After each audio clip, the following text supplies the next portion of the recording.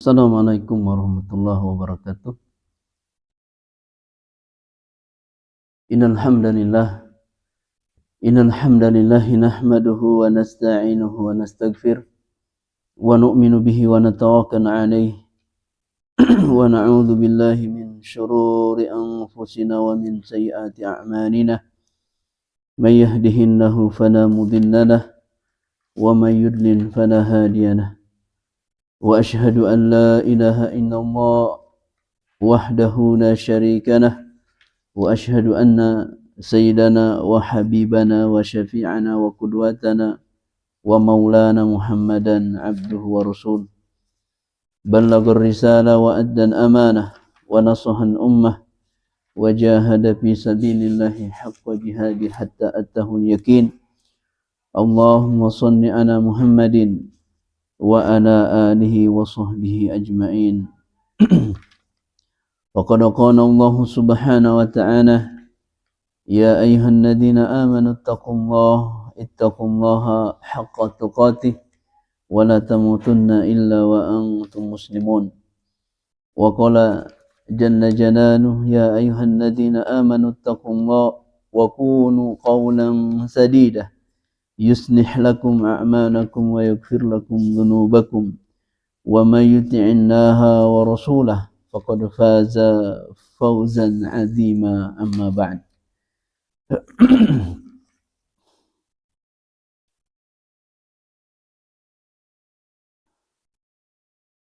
Wa qala Nabi sallallahu alaihi wasallam kullu ummati yadkhuluna al-jannah illa man aba. Qila man ya'ba ya Rasulullah? Qala man ata'ani dakhala al-jannah wa man asani faqad aba, atau kama qala Nabi sallallahu alaihi wasallam.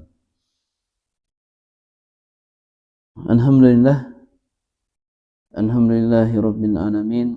Kita kembali lagi memuji Allah Subhanahu wa taala. Di waktu subuh ini Allah Subhanahu wa taala berikan kita nikmat umur panjang, nikmat kesehatan dan kekuatan, dan terlebih lagi nikmat iman dan Islam, sehingganya kita dimudahkan oleh Allah Subhanahu wa taala bangun subuh, kemudian kita sholat subuh berjamaah. Semoga apa yang kita lakukan, amal-amalan kita dari pagi sampai hari ini, dari kemarin sampai subuh hari ini, diterima oleh Allah Subhanahu wa taala.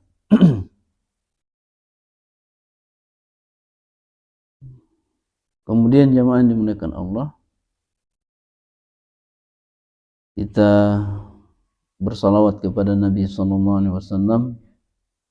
Beliaulah manusia yang terbaik yang diutus oleh Allah dengan penuh perjuangan dan pengorbanan, menghabiskan harta jiwanya bahkan dikorbankan untuk agama Allah Subhanahu wa taala. Alhamdulillah, dengan pengorbanan dan perjuangan beliau kita mengenal Islam, mengenal agama Islam, dan alhamdulillah kita menjadi umat Rasulullah sallallahu alaihi wasallam.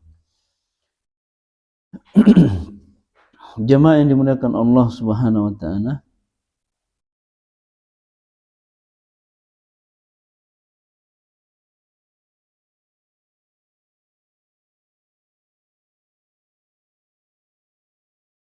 di pagi yang mulia ini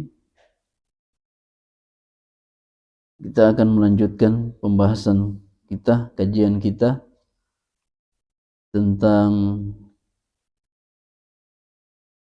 sunnah-sunnah Nabi sallallahu alaihi wasallam di dalam sholat, atau yang kita fokuskan yaitu bacaan-bacaan Nabi sallallahu alaihi wasallam di dalam sholat. Karena ini penting dan banyak, mungkin sebagian atau banyak ya, mungkin belum paham bagaimana sunnah-sunnah Nabi dalam sholat, terkhusus sholat berjamaah. Sehingganya perlu kita membahas lebih dalam, lebih jauh, dan mudah dipahami insyaallah bagaimana Nabi SAW di dalam sholat. Terutama Salat yang beliau biasakan panjangkan bacaannya atau biasa pendekkan bacaannya. Jadi ini harus dimengerti, jangan sampai kita tidak memahami sunnah-sunnah Nabi SAW di dalam sholat.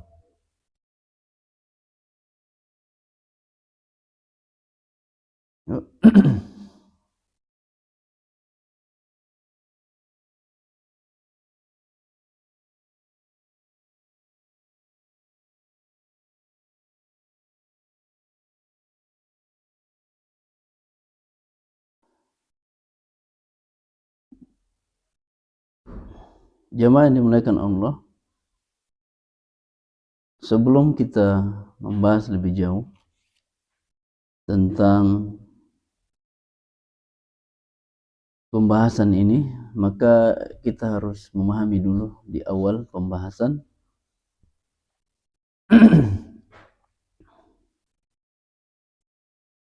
bahwasanya Nabi SAW atau di dalam Al-Quran itu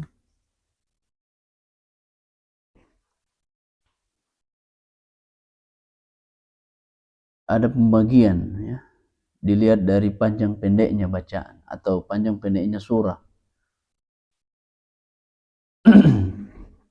Kemudian di sini ada pembahasan para ulama, yaitu menjadi 4 bagian, ya. Ini kita tambah lagi pembahasannya menjadi 4 bagian. Yang pertama surah At-Tiwal. Surah At-Tiwal itu yaitu dari kata tawilun, tawilani, tiwal, ya. Jadi surah yang panjang, artinya panjang. Surah Tiwal ini adalah surah yang panjang-panjang dan jumlahnya itu ada 7 bagian atau 7 surah yang disebutkan oleh para ulama kita.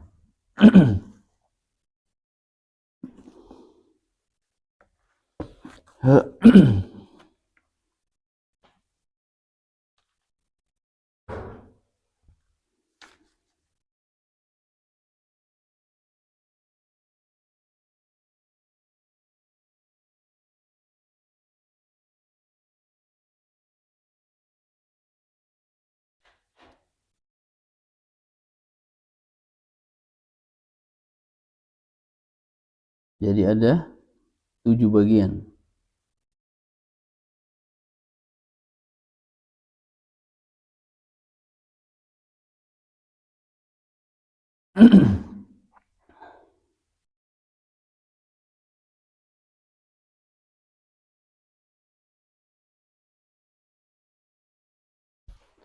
Kemudian jemaah yang dimuliakan Allah,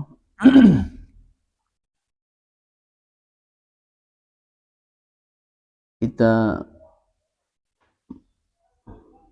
lihat dulu bagaimana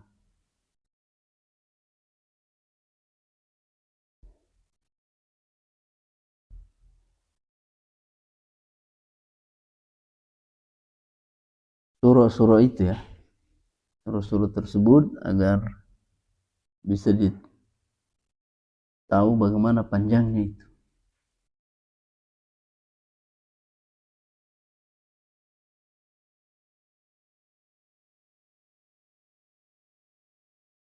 Dan di sini akan kita lihat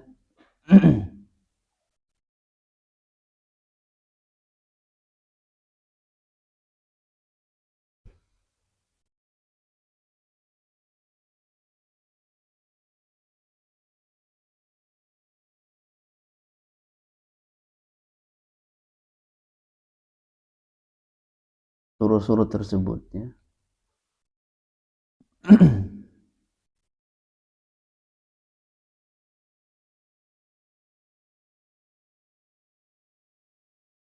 Yang pertama, ya, surah yang panjang itu yaitu surah Al-Baqarah.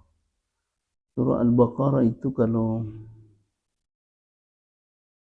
kita hitung jumlahnya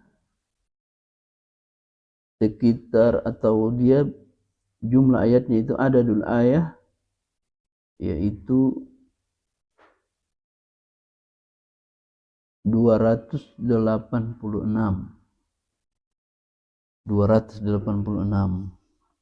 ayat ya.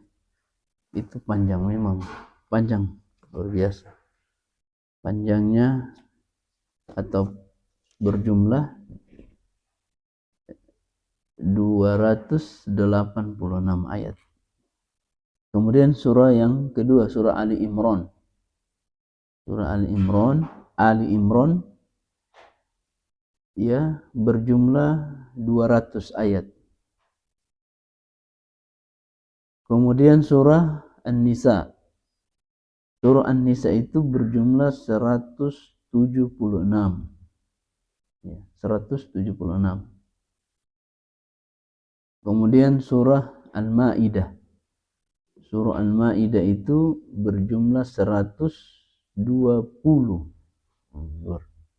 Kemudian surah Al-An'am ya, 165. Kemudian surah Al-A'raf. Surat Al-A'raf itu berjumlah 206 ya, 206. Ya.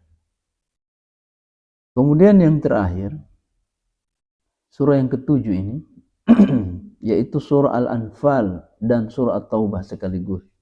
Jadi itu sebenarnya satu surah digabung, tapi dalam Al-Quran seperti itu. Ini satu pendapat ya. Jadi surah Al-Anfal sekitar 7 atau 75 ayat. Kemudian surah At-Taubah 129 ayat. 129 ayat. Ini surah yang panjang-panjang.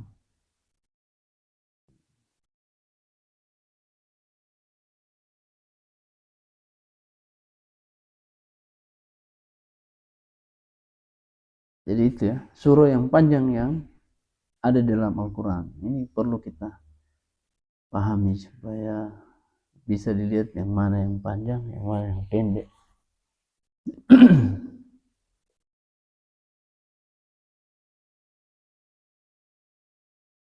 Kemudian pembahasan selanjutnya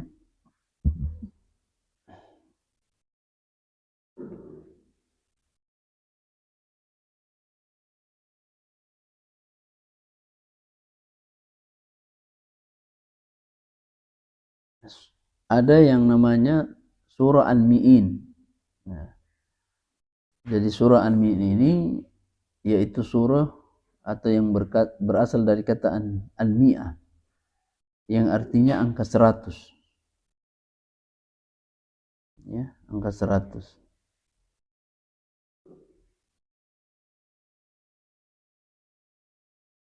Min itu berarti surah yang jumlah ayatnya itu kurang lebih 100 ayat.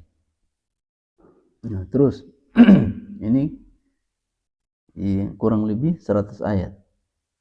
Ini banyak ya. Jadi berjumlah 100, jumlah ayatnya kurang lebih 100.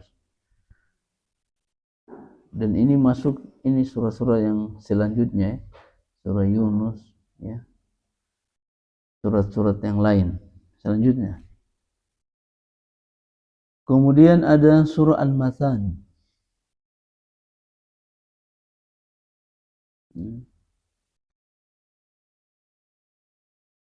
Surah Al-Mathani ini artinya mengulang ya. Mengulang keterangan dari Ibnu Abbas radhiyallahu anhu dan Sa'id Ibnu Jubair. Disebut demikian karena Allah banyak mengulang tentang kewajiban-kewajiban al-faraid atau hukum-hukum syariat atau kisah-kisah dan perumpamaan al-amthal berdasarkan urutannya. Surah Al-Mathani adalah surah setelah Al-Mi'in. Jadi kalau tadi 100, nah sekarang itu di bawah lagi 100. Kemudian Yang terakhir ya, pembahasan terakhir surah Al-Mufassal. Dari kata al-fasal yang artinya batas. Disebut Al-Mufassal karena ayatnya pendek-pendek. Nah, ayatnya pendek-pendek. Kemudian pendapat yang paling kuat dimulai dari surah Qaf hingga surah An-Nas. Ini tafsir Ibnu Katsir.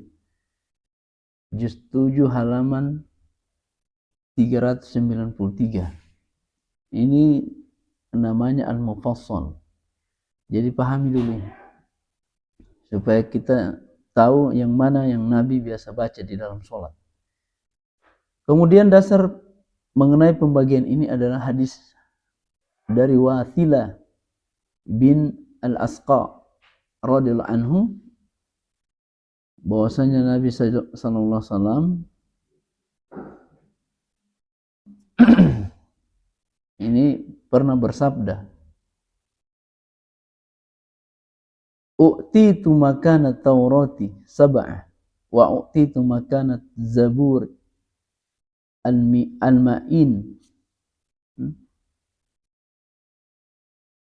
Kemudian wa u'titu makana al-Injil al-mathani wa pudiltu bil mufassal. Nah, jadi ini sesuai ajaran Nabi SAW. Jadi ayat-ayat dalam Al-Quran itu dibagi seperti itu ada dasarnya, ada hadisnya dari riwayat Imam Ahmad. Dan hadis ini dihasankan oleh Syekh Al-Arnaud, Su'aib Al-Arnaud. Selanjutnya surah Al-Mufassal itu terbagi menjadi 3 lagi. Ini yang belum kita bahas, kita lanjutkan lagi pembahasannya ini. Ini ada 3. Jadi Al-Mufassal itu dibagi lagi menjadi 3 bagian. Jadi ada tiwal Al-Mufassal, tiwal Mufassal, mufassal yang panjang. Jadi tiwal Mufassal itu yang panjang dimulai dari surah Qaf hingga surah Al-Mursalat, akhir juz 29. Kemudian yang kedua wasatul mufassal. Jadi pertengahannya. Kalau tadi panjang, sekarang mufassal, pertengahan. Dimulai dari surah An-Naba hingga surah Ad-Duha ini. Kemudian yang berikutnya Qisrul Mufassal. Mufassal yang pendek dimulai dari surah Al-Insyirah hingga akhir Al-Qur'an, yaitu surah An-Nas. Ya, ini dalam Tahrir wa Tanwir ya, Tahrir wa Tanwir juz 1 halaman 53 85. Ini diriwayatkan atau dibagi oleh para ulama seperti itu. Jadi ini perlu dipahami di awal supaya jangan kita salah memahami tentang pembagian ini, atau kita mungkin tidak paham tentang surah-surah di dalam Al-Quran, pembagiannya. Dan ini yang perlu kita sama-sama pahami bersama. Jadi itu ya, Al-Mufassal itu dibagi lagi menjadi 3 bagian. Tiwal Mufassal, Wasatul Mufassal, Wasat Al-Mufassal, kemudian Qisrul Mufassal. Ya, Mufassal.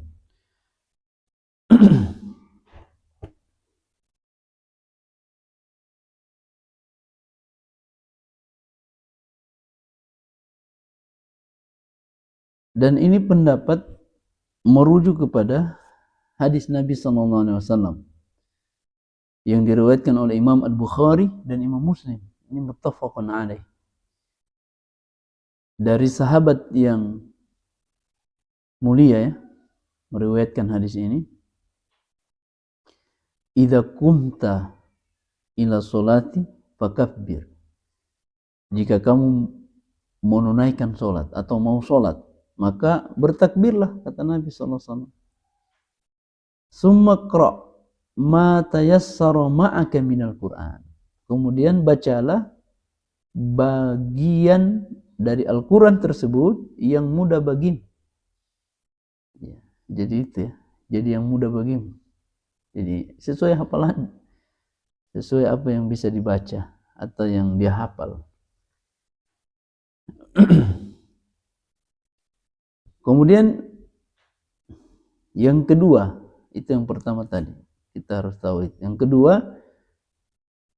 yustahabbu, dianjurkan untuk membaca satu surah utuh di setiap rakaat. Dan ini Nabi SAW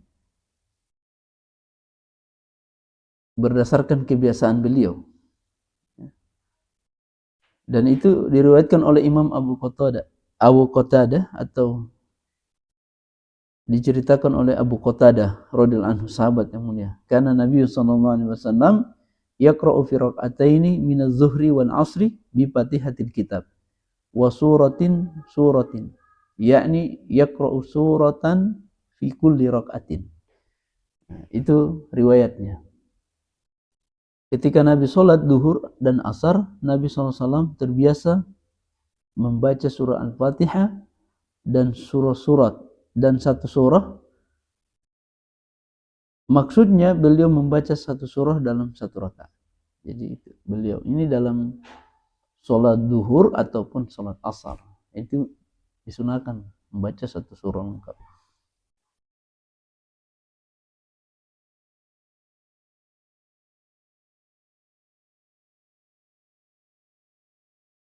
Kemudian dalam riwayat lain, Nabi SAW likulli suratin hadduha minar ruku'i was sujudi. Jadi setiap surah itu memiliki hak satu ruku dan satu sujud. Itu dalam satu riwayat.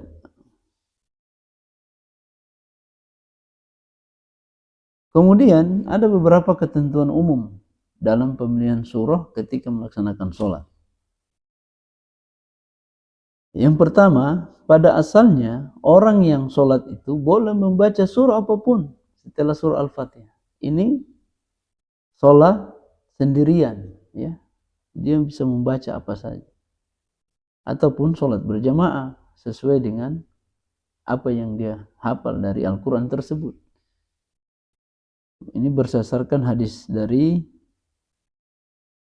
riwayat yang kita baca tadi, ketika Nabi SAW mengajarkan orang yang salah atau keliru dalam ibadah, maka beliau mengatakan, idza qumta ila sholati fakabbir summa qra' ma tayassara ma'aka minal Qur'an. Jadi ini Nabi tidak membatasi dia, silakan, karena ini orang ya baru belajar sholat, belum paham sunnah-sunnah di dalam sholat, bagaimana bacaan Nabi. Untuk memudahkan, maka beliau sampaikan apa yang beliau mampu baca, bacalah. Ya. Dan ini harus kita pahami, ya, orang-orang yang baru belajar Islam atau baru belajar sholat, ya, yang mampu saja dia baca, mampu yang surah-surah yang mampu dia baca. Itu hadis, ya, dari sahabat yang kita baca tadi. Kemudian boleh hanya membaca surah Al-Fatihah. Ini. Nabi SAW pernah bertanya kepada seseorang pemuda yang bernama Sulaim, kaifa tasna'u ya ibna akhi idza shalaita? Wahai para pemuda, wahai putra saudaraku, ya ibna akhi katanya, putra saudaraku, apa yang kamu baca ketika kamu sholat? Apa? Kemudian pemuda itu menjawab, aqra'u bi Fatihatil kitabi wa as'alullaha al-jannata wa a'udzu bihi minan nar. Aku membaca surah Al-Fatihah lalu meminta surga kepada Allah dan berlindung dari azab neraka. Kemudian Nabi SAW menyetujui perbuatan itu. Artinya kalau kita sholat dengan bacaan Al-Fatihah itu sudah sah sholat, walaupun tidak membaca surah yang setelah Al-Fatihah. Apa yang kita hafal surah-surah itu kan sunnah, ya. Sementara Al-Fatihah ini rukun di dalam sholat, rukun qauli, ya, rukun yang diucapkan, Dan ini wajib dibaca. Nah, rukun. Kemudian itu hadis riwayat Imam Abu Dawud, Ibnu Huzaimah, dan disahihkan oleh Syekh Su'aib Al-Arnaud.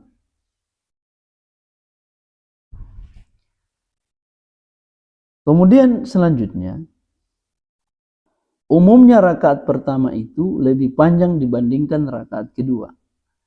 Dan ini sebagaimana kebiasaan Nabi SAW. Ya.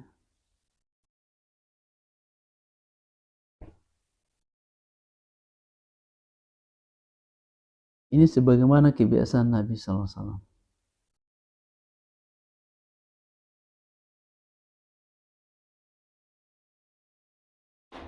Ini riwayat Imam atau sahabat Abu Qatadah juga. Wa kana yaqra'u fil asri bi fatihatin kitab wa suratain wa kana yutawilu fil ula wa kana yutawilu fil raq'atin ula min salati subhi wa yuqassiru fis saniyah. Dan ini Nabi SAW terbiasa membaca Al-Fatihah dan 2 surah, ya, di rakaat pertama dan rakaat kedua. Nah, ini sunnah. Kemudian beliau memanjangkan rakaat yang pertama, kemudian beliau juga membaca lebih panjang di rakaat pertama ketika sholat subuh. Ini. Jadi ada sunnah-sunnah Nabi ketika sholat. Ya, ketika sholat itu ada surah-surah pilihan dan waktu-waktu yang beliau lihat di waktu-waktu itu dipanjangkan rakaat atau dipendekkan. Ini terbagi dalam kebiasaan Nabi SAW. Nanti kita akan bahas. Ini jamaah yang dimuliakan Allah.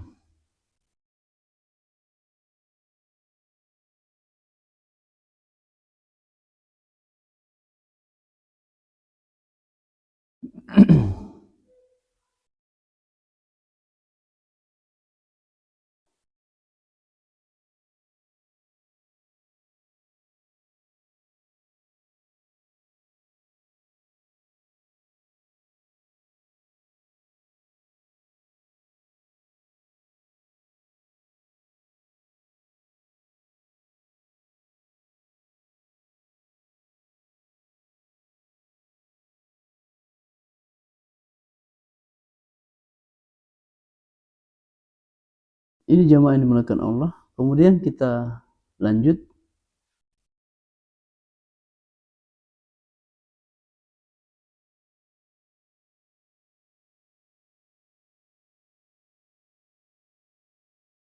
Pembahasan selanjutnya bahwasannya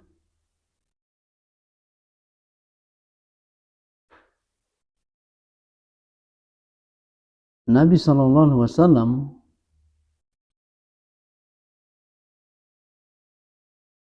di sini disebutkan tidak dianjurkan membaca surah di rakaat ketiga dan keempat meskipun dibolehkan.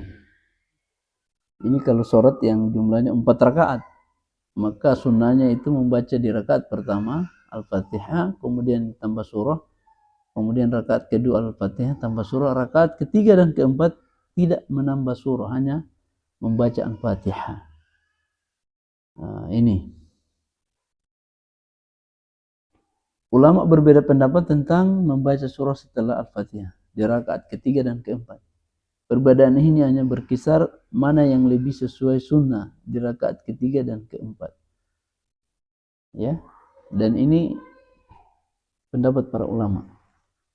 Kemudian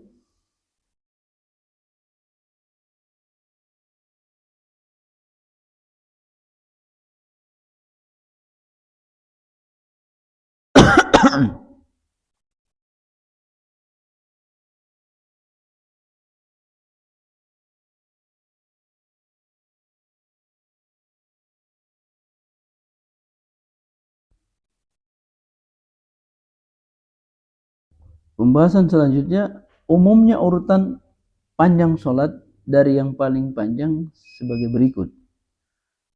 Nah, ini perlu kita tahu.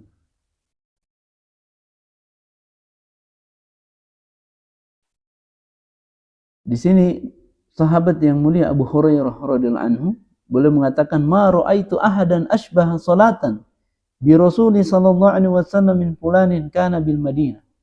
Qala Sulaiman fa salaitu ana wa ra'ahu. Fa kana yutilu bil ulayain min az-zuhri wa yukhaffifu an ukhrayain. Wa yukhaffifu al-asra wa yaqra'u fi ulayain min al-maghrib bi kisril mufassal wa fil isya bi wasatil mufassal wa fi subhi bi tiwalil mufassal. Jadi ini yang perlu kita pahami, ya. Bahwa tidak pernah aku melihat orang yang sholatnya lebih mirip dengan Nabi SAW. Ya, selain seseorang yang kana bil Madinah. Qala Sulaiman fa sallaitu ana wa ra'ahu. Ketika itu di Madinah ada seseorang, tidak disebutkan namanya. Sulaiman berkata, maka aku pun sholat di belakangnya. Dan dia memperpanjang 2 rakaat pertama dalam sholat duhur. Dan memperpendek sisanya. Dia juga memperpendek bacaan sholat asar. Dan pada sholat maghrib, kemudian membaca surah-surah Kisrul Mufassal. Dan pada sholat isya, membaca yang Wasatul Mufassal. Wasatul Mufassal. Dan pada sholat subuh, membaca Tiwalul Mufassal. Tiwalul Mufassal. Hadis riwayat Ibnu Hibban.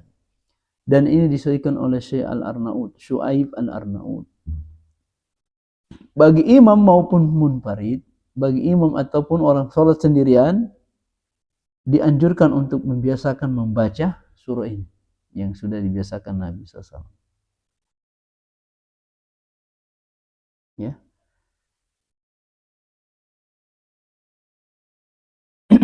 Ya. Kemudian kita lanjutkan sedikit.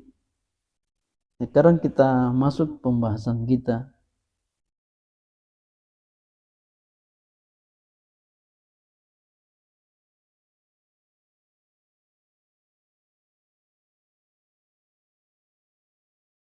Kita masuk di pembahasan sunnah-sunnah Nabi di dalam membaca surah-surah di dalam sholat 5 waktu. Dan kita mulai di sholat subuh, ya, supaya teratur pembahasan ini dan kita memahami dengan baik, supaya kita paham yang mana yang Nabi biasakan membaca di setiap sholat, supaya kita memahami dengan baik apa yang Nabi SAW sunnahkan. Dan ini perlu fikih. Kalau tidak punya fikih, maka kita akan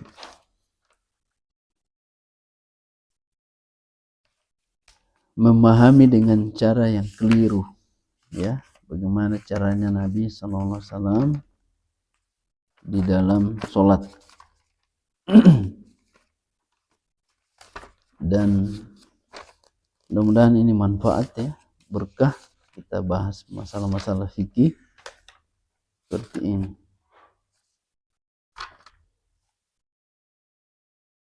Ya, ini ya pembahasannya. Kita mulai dari sholat subuh supaya kita paham yang mana yang Nabi biasa baca di dalam sholat subuh. Di sini dalam kitab fikih ini disebutkan, ya, kitab fikih Hadiyun Nabi SAW, fikih sunnah, ya, karangan Said Sabiq. Ini kitab ulama kontemporer. Hadiyu Rasulullah SAW fil qiraati ba'dal Fatihah. Petunjuk Nabi SAW dalam membaca di dalam sholat ba'da Fatihatil, ya, ba'dal Fatihah, setelah membaca surah Al-Fatihah. Nazkuru huna ma lakhassahu Ibnul Qayyim min qiraati Rasulullah SAW ba'dal Fatihah. Jadi ini sunnahnya kita membaca surah setelah membaca Al-Fatihah, karena Al-Fatihah itu rukun qauli yang diucapkan Ada beberapa rukun qauli, itu nanti kita lanjutkan pembahasan berikutnya. Kemudian setelah membaca Al-Fatihah, karena itu rukun, maka kita disunnahkan untuk membaca surah. Dan ini yang Nabi sering atau biasakan membacanya. Dan di sini ya, fa idza faragha min al-Fatihah, apabila dia selesai membaca surah Al-Fatihah, akhadha fi suratin ghairiha. Ya, akhadha fi suratin ghairiha, ya. Nabi SAW mengambil fi suratin, surah, kemudian beliau membaca surah tersebut, ya, di surat ini. Jadi itu sunnahnya Nabi. Setelah dia membaca Al-Fatihah, maka membaca surah yang lain. Ya. Selain surah Al-Fatihah tadi, karena sudah dibaca, kemudian dilanjut dengan surah. Wa kana yutiluha taratan. Dan ini Nabi SAW dalam kebiasaannya sholat itu, karena adalah perbuatan beliau memanjangkan. Ya. Ada yang dipanjangkan, wa yukhaffifuha, dan ada yang diringankan. Jadi panjang pendek itu bukan ukuran kita, bukan mau-mau, ukuran Nabi SAW. Ukuran Nabi yang Nabi SAW sunnahkan, contohkan, praktekkan. Setelah beliau bahasakan, ucapkan, kemudian beliau praktekkan. Seperti inilah sunnah-sunnah dalam sholat, panjang pendeknya dalam sholat. Bukan mau-maunya kita, baca surat pendek terus, subuh pendek, kemudian maghrib pendek, asar semua pendek-pendek. Ya, ini bukan tidak boleh. Sebagaimana kita sebutkan tadi, bahwa itu mubah hukumnya. Tapi ada sunnah-sunnah Nabi ketika membaca surah di dalam sholat yang mana beliau baca. Misalnya dalam sholat subuh. Dan kita mulai dari sholat subuh. Ya.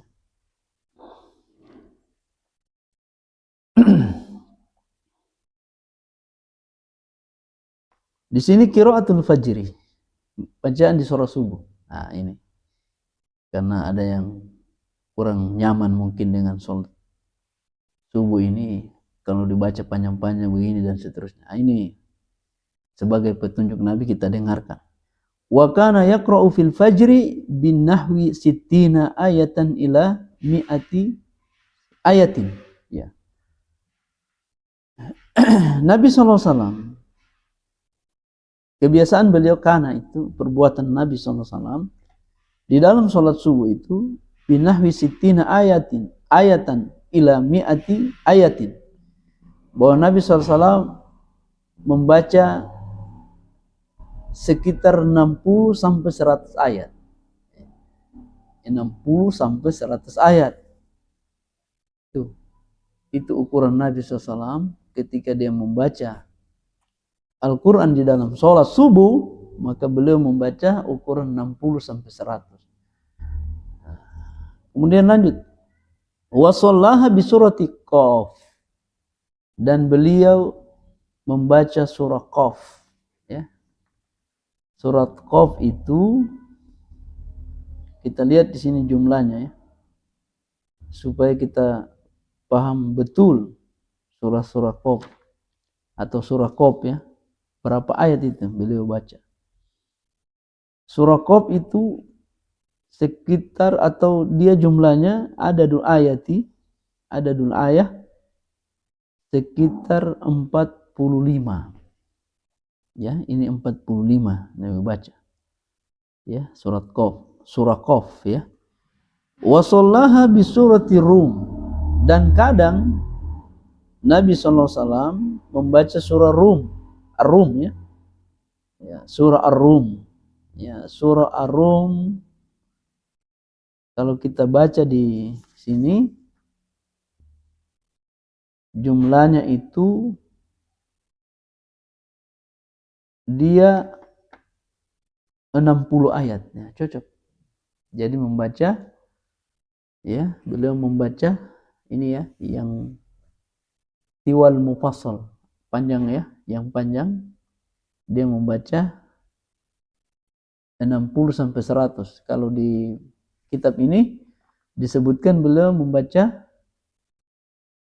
sekitar, ya, berapa tadi? 45 surah Qaf. Kemudian di sholat subuh yang lain beliau membaca 60 ayat surah Rum. Itu perbuatan Nabi SAW. Itu ya.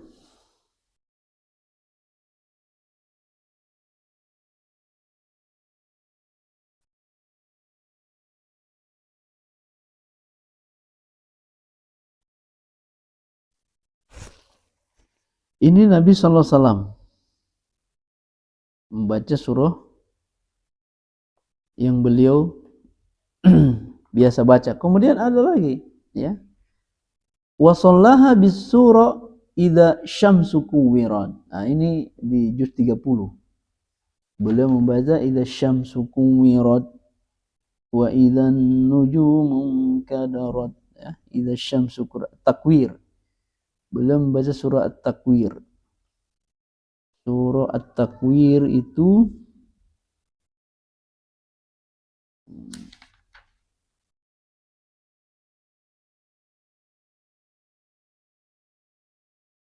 sekitar 29 ayat, ya. Itu 29. Jadi ini, ya, Nabi SAW membacanya.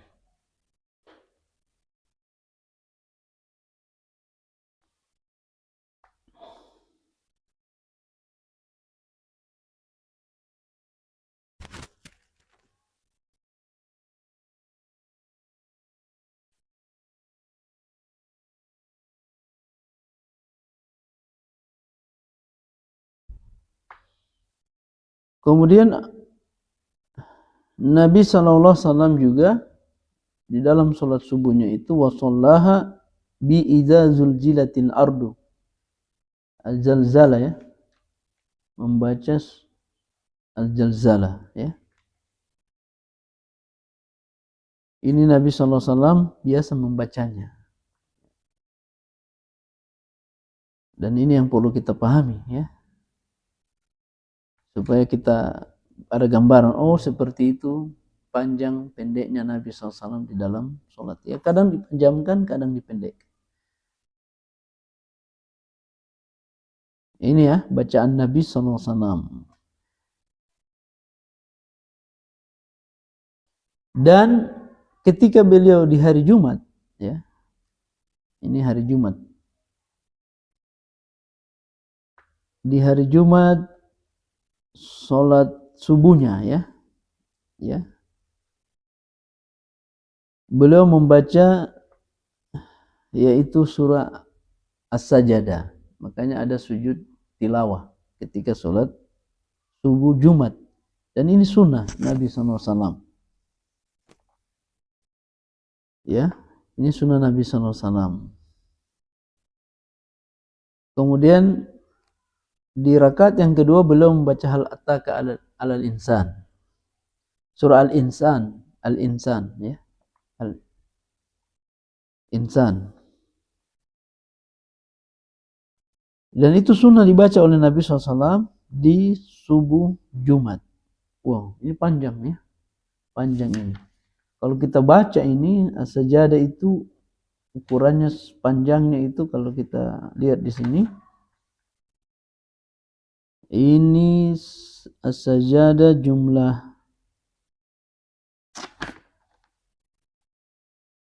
ayatnya ini 30 ayat, ya.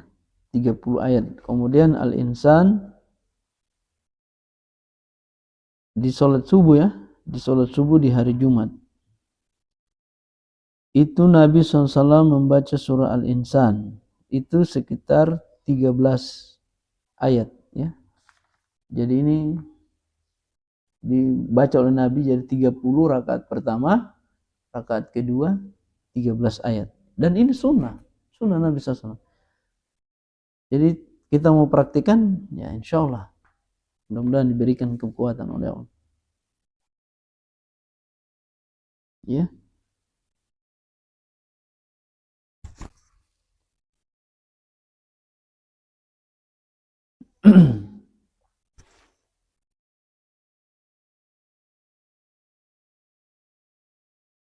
Itu Nabi punya sunnah ya, atau Nabi sunahkan kita membaca di sholat subuh seperti itu.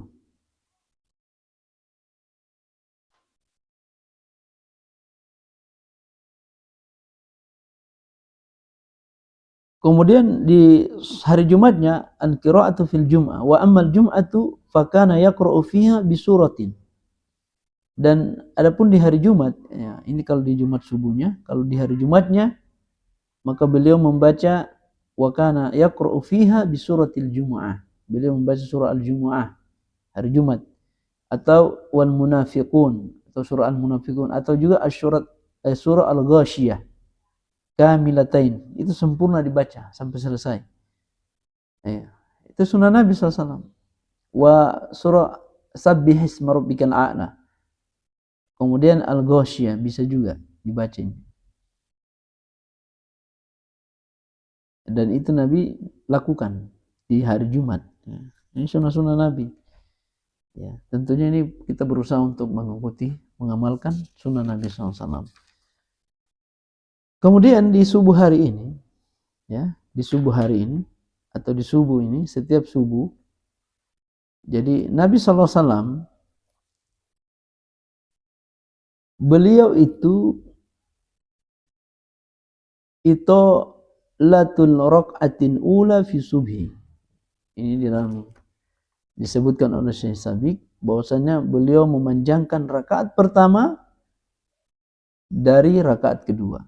Ya, wa kana yutilu raq'atan ula ala tsaniyah min salati subhi wa min kulli salatin wa rubbama kana yutiluha. Ya. Jadi ini ya. Ini sunnah Nabi SAW, beliau memanjangkan di rakaat pertama salat subuh. Ya, di rakaat pertama salat subuh. Dan ini yang perlu dipahami, rakaat pertama salat subuh.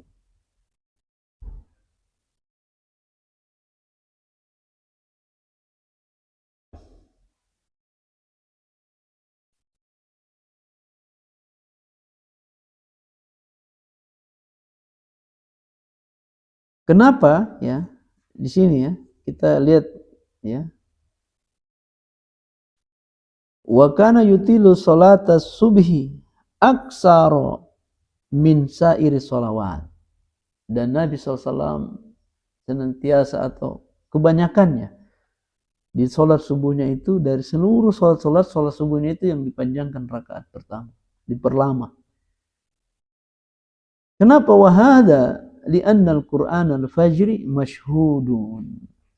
Karena di rakaat atau di sholat subuh itu Al-Quran yang dibaca ketika itu disaksikan oleh para malaikat. Jadi malaikat datang atau dia sholat subuh berjamaah bersama kita.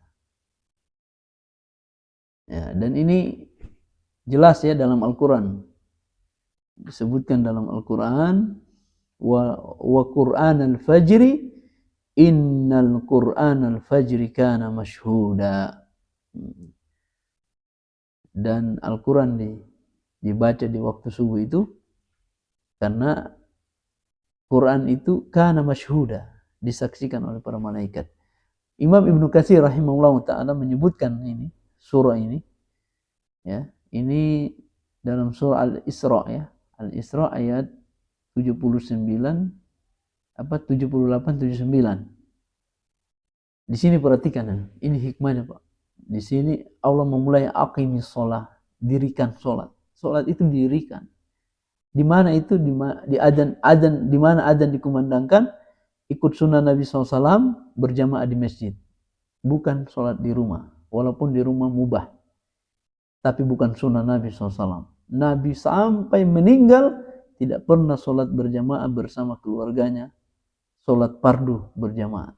Bahkan beliau ketika di akhir-akhir hayatnya sampai 3 kali pingsan, tetapi beliau istiqomah sholat. Dan itu luar biasa ya, contoh teladan yang terbaik ya. Di sini ya,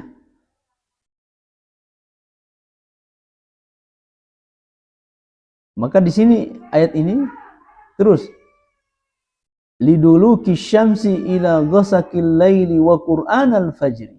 Jadi ini pembagian waktu-waktu sholat.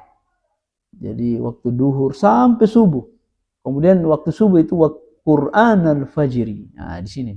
Ini syahidnya. Innal Qur'an al-fajri kana mashhuda. Dan sesungguhnya Qur'an al-fajri, Al-Quran yang dibaca di sholat subuh, maka itu disaksikan masyhuda oleh para malaikat. Ini keterangan Imam Ibnu Katsir, muridnya Imam Ibnu Taimiyah. Beliau bermadzhab Syafi'i, ya, dan disunahkan, ya, kita membaca surah yang panjang di sholat subuh di rakaat yang pertama, memperlama. Wal Qur'an al-fajri yakni as-salatul fajri, ya. Qur'an al-fajri itu maksudnya salat subuh. Nah, di situ salat subuh itu disaksikan oleh para malaikat. Ya, makanya bacaannya di situ agak lama, ya. Di sini Imam Ibnu Katsir rahimahullah taala dari Al-A'mash an Ibrahim an Ibnu Mas'udin wa an Abi Shalih an Abi Hurairah radhiyallahu anhu an Nabi sallallahu alaihi wasallam fi hadhihi al-ayati innal Qur'ana al-fajri kana mashhuda qala, apa dikatakan oleh para ulama kita, tashhaduhu malaikatul laili wa malaikatun nahar. Karena malaikat itu menjaga di subuh hari, bergantian mereka dengan yang menjaga di pagi hari. Jadi pertemuan mereka itu sholat subuh, ada pergantian jadwal. Maka di situ disaksikan oleh malaikat lail yang menjaga di malam hari dan malaikat yang menjaga di siang hari. Di mana mereka berkumpul? Di sholat subuh. Makanya subuh itu dibaca agak diperlama. Jadi bukan sunnah kalau kita baca inna anzalna atau tabbat yada, bukan sunnah. Tapi mubah, silakan dibaca. Tapi bukan sunnah. Sunnah Nabi itu seperti itu. Kalau bicara sah, sholatnya sah. Tapi kalau ingin keutamaan yang lebih, maka kita baca surah yang agak panjang. Makanya itu tiwal mufassal atau wasatul mufassal. Surah-surah yang panjang. Dan itu di rakaat yang pertama sholat subuh. Nah, ini Pak, supaya kita paham. Jangan sampai kita keliru memahami ini. Jangan sampai kita maunya surah pendek itu, pemahaman kita yang pendek-pendek, ya, yang seperti umumnya dibaca.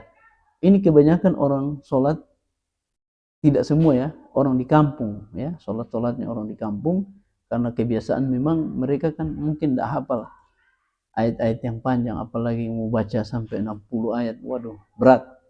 Makanya mereka biasakan begitu. Nah, itulah yang menjadi kebiasaan. Nah, kalau di kota mungkin meningkat sedikit masjidnya, mungkin imamnya itu paham Al-Quran, dia hafal Al-Quran, maka meningkat kualitas ibadah.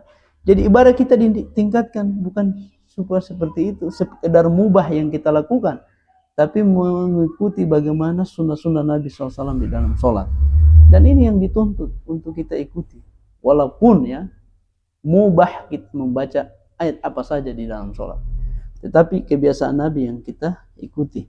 Jadi ada qaul, ada perbuatan, dan ini ketika digabungkan antara ucapan dan perbuatan itu lebih kuat pendalilannya bahwa Nabi setelah diucapkan dipraktikkan. Nah, ini yang kita, karena Nabi bersabda, "Shollu kama ra'aitumuni usolli."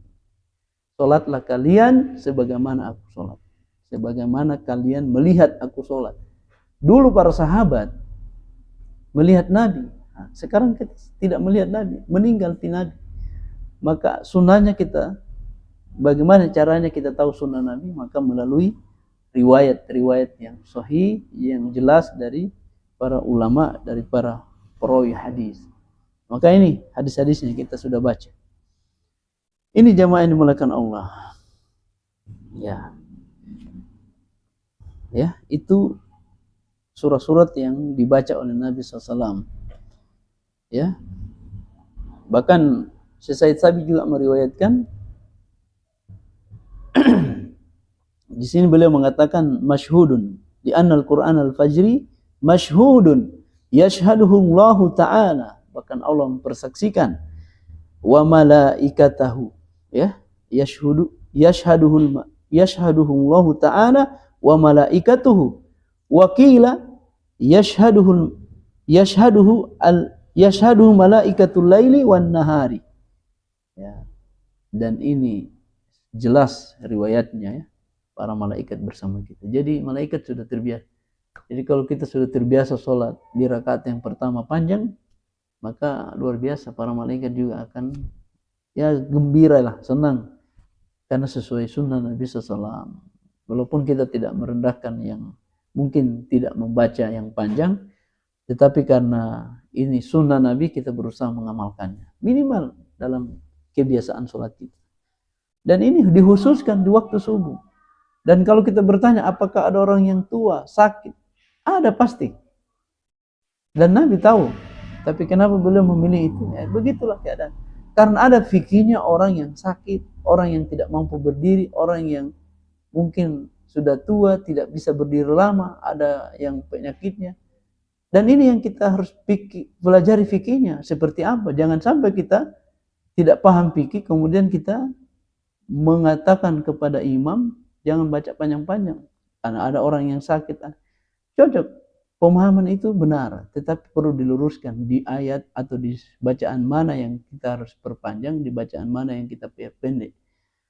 Dan hadis yang biasanya dipahami itu, ringankan sholat itu, ada orang tua, ada orang sakit, ini perlu dijelaskan dengan baik. Nanti kita jelaskan, ya, bagaimana hukumnya orang-orang yang tidak mampu berdiri lama. Bukan imamnya harus diikuti maunya. Waduh, kalau kita ikuti semua maunya itu jamaah, maka tidak ada lagi yang ditahu mana mikdar ukuran bacaan dalam sholat itu. Ini jamaah yang dimuliakan Allah. Ini dalam kitab Imam Said Sabit, ya, Said Sabit. Kemudian di sini sifatu qiraatihi, bacaan Nabi dalam salat itu bagaimana sifatnya? Wa kanat qiraatuhu maddan. Jadi Nabi SAW membaca Al-Quran itu dengan maddan, artinya dia berhenti. Misalnya a'udzu billahi minasyaitonir rajim. Bismillahirrahmanirrahim. Berhenti. Alhamdulillahi rabbil alamin. Berhenti, beliau berhenti setiap ayat, berhenti. Kenapa? Yaqifu inda kulli ayatin wa yamuddu biha sautahu. Ya. Beliau berhenti di setiap ayat. Kemudian beliau mempanjangkan, ya, biha sautahu, suaranya itu di akhir-akhir. Ya.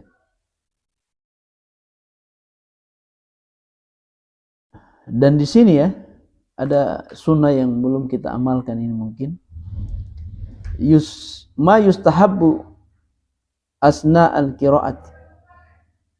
Apa yang disunnahkan ketika kita di sela-sela membaca Al-Quran, kemudian ada ayat-ayat azab atau ada ayat-ayat rahmat. Ya, di sini dikatakan tahsinu saut wa tazyinuhu, membaguskan suara, memperindah suara, membaguskan suara. Kemudian di sini wa qala inna ahsanan nasi sautan bil qur'ani alladzi idza sami'tumuhu, ya, sesungguhnya orang-orang yang engkau sangat bagus bacaannya, yaitu orang-orang yang apabila engkau mendengar bacaannya itu yakhsyallaha, mendatangkan rasa takut. Ya, ini kok enak itu kalau kita dengar dia mengaji, itu ada rasa luar biasa dalam diri kita, bagaimana keagungan Allah, ya, apalagi kalau kita pahami, oh itu luar biasa. Dan ini qala Imam Nawawi rahimahullah, mazhab Syafi'i, ya. Beliau ini ulama, ya, mu'tamad di dalam mazhab Syafi'i. Pendapat beliau ini artinya diunggulkan, ya, yang dijadikan rujukan. Qala, beliau berkata, qala Nawawi rahimahullah ta'ala yusannu likulli man qara'a fi sholati aw ghairiha. Jadi disunahkan bagi mereka,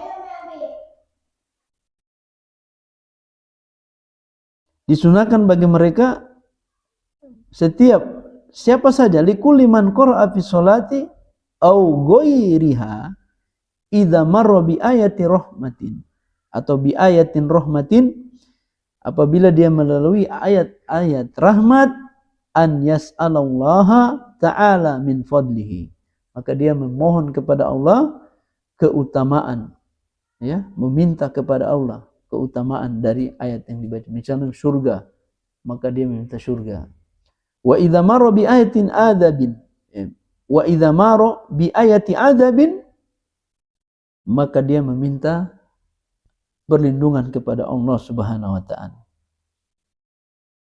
Ya, idza marra bi ayati rahmatin, kalau dia lewat ayat rahmat, dia memohon keutamaan. Kemudian kalau dia melewati ayat azab, bi ayati azabin, an yasta'idza bihi minan nar au min azabi au minasyarri au minal makruh. Ya, jadi ini jamaah yang dimuliakan Allah Subhanahu wa taala. Jadi kita perlu paham bahwasanya Allah Subhanahu wa taala menginginkan kita mengamalkan ini. Jadi ini sunnah yang mungkin belum kita amalkan dengan baik.